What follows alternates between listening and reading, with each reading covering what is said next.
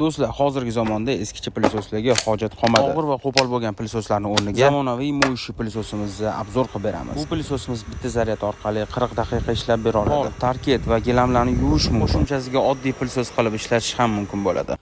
Eng muammoli joy bu oshxona. Tuxumni chaqamiz va gazli suvni to'kamiz. Endi buni tezda tozalash kerak. Plisosimiz uchun bu muammo emas. Hamma yoq top-toza. Yana bu plisosda quruq tozalash funksiyasi ham bor. Endi testning ikkinchi qismiga, ya'ni gilamlarni tozalashga o'tamiz. Bu yerda biz plisosimiz mahoratini ko'rsatish uchun gazli suv, tuxum va unni ketidan un sepib ko'rdik. Plisosimiz bo'lsa buni 3-4 ta harakatda top-toza holatga keltirib qo'ydi. Eng asosiysi, buni narxi nech pul deyishingiz mumkin. Bunaqa plisoslarni $500-600, eng kami $350 ga sotishyapti.